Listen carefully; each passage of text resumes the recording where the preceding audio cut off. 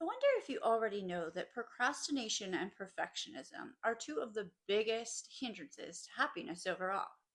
Yet, do you ever really consider things that might add to your happiness? Could there possibly be some things we could do to add to our happiness? So, I came up with this great list. So, we're going to talk about 8 positive habits for happiness in today's Mindful Monday. If it's your first time watching, feel free to type in comments where you're coming from. If you have any questions, comments, also any topics, we love to hear suggestions for future topics. Of course, if you type the word mindful after the broadcast, I'll come back and put a link that you can follow to receive your free gifts, which will be a hypnotic programming recording that I did on releasing limiting beliefs and your weekly PDF, which covers the bullet points of what we go through each week.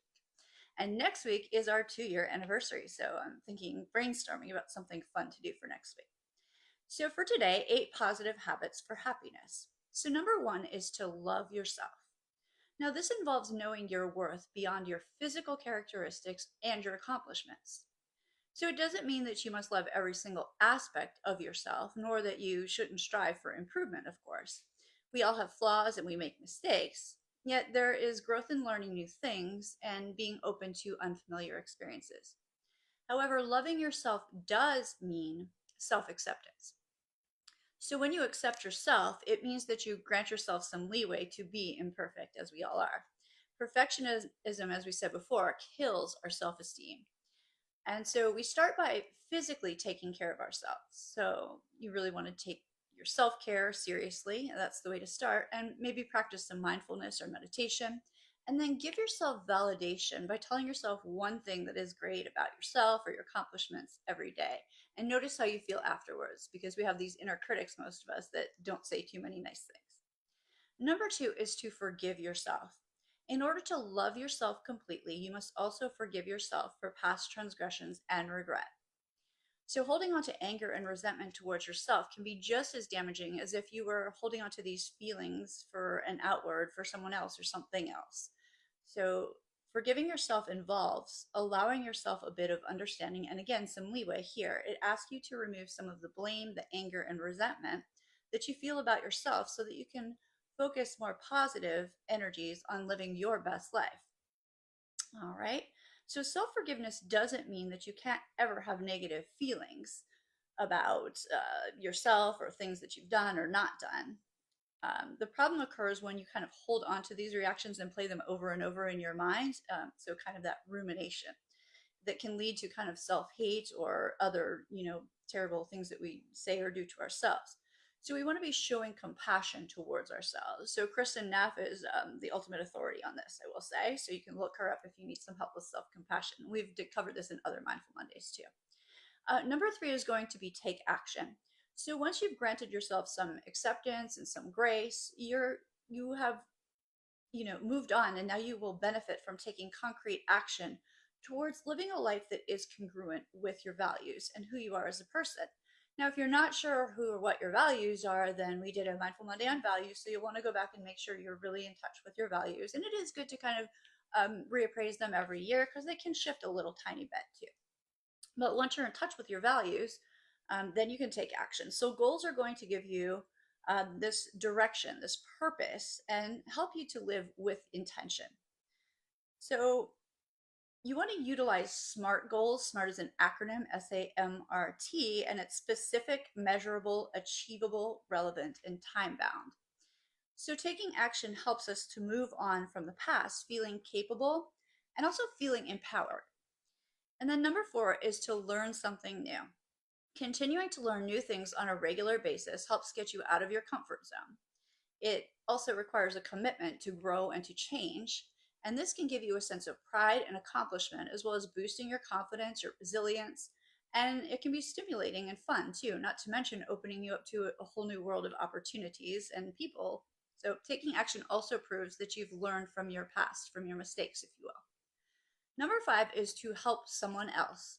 Now, helping others, whether it's doing random acts of kindness around the house, the office, around your neighborhood, whatever, or doing volunteer work, it all qualifies. But what happens is it releases endorphins, those feel good kind of things like we get when we exercise as well. And so this is going to increase your own gratitude as well and help you to feel more connected while improving your relationships and giving you a sense of purpose. Number six is to use your time wisely. So, the way you use your time has a great deal to do with how you feel. If you're feeling burnout on the expectations of work and home, then chances are that you're not feeling so satisfied with your life as a whole. So, in addition, if you also procrastinate, remember procrastination and perfectionism are two robbers of happiness. If you also procrastinate, you're really likely to not feel very productive as well, which only makes things more challenging. So, this is common when we have that paralyzing kind of overwhelm that makes everything, just every little thing, seem daunting. However, procrastinating can put you into one of those negative loops where it's just getting worse and worse. So things are going to pile up and then you feel even worse. So instead, what we want to do is focus on our values and our goals and our intentions and then chunk things down. NLP calls it chunking down into really little, tiny, tiny little steps so that it seems achievable. And chances are, once you start doing a little step, you'll go on to the next one. And it just makes everything more manageable. And you're still having a sense of accomplishment because you are moving forward, even if it's tinier steps. All right. And so this is going to build your confidence and your pride while giving you a sense of contribution. And it feels good to work towards your purpose as well. Number seven is to reflect. So self reflection involves taking time to consider and assess who you are as a person. Now, this requires rigorous self honesty. Consideration of one's ethics, one's beliefs, one's behavior, and one's overall life choices is what's really involved here. So, this can have a significant impact on your happiness and help you to monitor your own progress as well.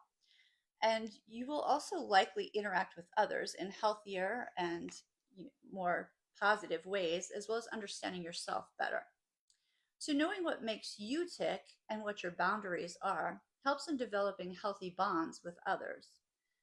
And your emotional regulation will also improve, as will your emotional intelligence and maturity. These are all signs of a well balanced person, by the way, and a capable person. So that's good if you're out there in the world looking for more opportunities as well. And you'll find that you are also less reactive and prone to emotional distress when you reflect on a regular basis. This will help you to gain insight and get to know yourself more thoroughly and deeply. And this means that in times of discomfort or conflict, you'll be less likely to jump to conclusions or become defensive. You'll be more attuned to your own gut intuition. And self reflection also gives you the opportunity to look at yourself in the most unbiased light possible because you're the only person you have to answer to. And really, you have your own best interests at heart. So if you're always looking for advice from somebody else, it's not really what your heart is telling you. So from this place, you can challenge any limiting beliefs that do exist, change what needs to be changed, and note your own personal growth. And number eight, one of my favorites, is practice gratitude. So this means you can meditate, you can journal, or you can practice gratitude in any fashion, really. But you want to do this every day. And it doesn't have to be a big, long thing or elaborate. You can simply journal five things or meditate them, or even just list like five things that you are grateful for each and every day. Research shows this actually changes our brains and creates a happier overall experience in existence. So find your own gratitude practice that really fits into your style, your way of being, whatever it is for you. So thanks for joining us for this Mindful Monday. I hope it's been useful to you, and I look forward to seeing you next week. Have a great one.